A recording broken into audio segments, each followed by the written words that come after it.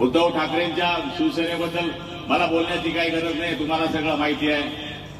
जसं एका पिक्चर मध्ये लिहिलं होतं तेरा मेरा बाप चोर है, तसं तर आम्हाला लिहून टाकलंय तेरा तुम चोर हो, तुम गद्दार हो। पण आम्ही कशा करता गद्दारी केली हे पूर्ण महाराष्ट्राने पाहिलेलं आहे। आणि आता जे उमेदवार मिळत आहेत ते का उमेदवार त्यांच्या पठडीतले काय आम्ही गद्दार आहे आणि हे जे सापडले काय गुद्दार आहे काय?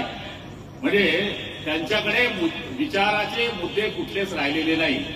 माझ्या माहितीप्रमाणे ही निवडणूक गुलाबराव पाटलाच्या नगरपालिकेची निवडणूक नाही, ही गटर वॉटर मीटरची निवडणूक नाही, ही जिल्हा परिषदेची निवडणूक नाही, 25-15 घ्या आणि काम करा ही निवडणूक नाही।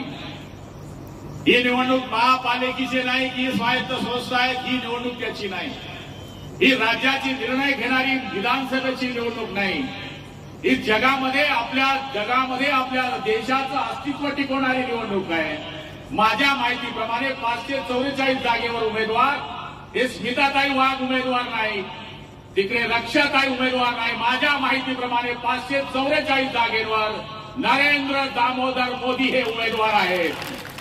आणि माझ्या माहितीप्रमाणे तुम्हाला जे मत द्यायचं आहे ते मत ना रक्षाताईला द्यायचं आहे ना मत ते स्मिताताईला द्यायचं आहे, तुम्हाला मत द्यायचंय ते मोदीला द्यायचं आहे, ज्याला बघितल्याबद्दल पाकिस्तानची सुद्धा चड्डी फाटते अशा माणसाला तुम्हाला मत द्यायचं आहे, ज्यांनी या देशाचं नाव लौकिक केलं, पुऱ्या जगाला त्यांनी दाखवून दिलं की भारत देश हा सगळ्या देशाच्या बरोबरीला येऊ शकतो, ज्यांनी या देशाला 5 क्रमांकावर आणलं, ज्यांचं स्वप्न आहे की या देशाला 5 वर्षानंतर 3 नंबरवर आणायचं आहे आणि ज्यांचं स्वप्न आहे की 2047 साली या देशाला महासत्ता बनवायचं आहे, त्या मोदीजींना आपल्याला मत द्यायचं आहे।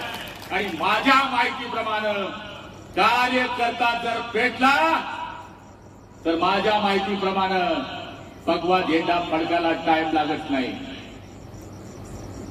आणि दादाने खंत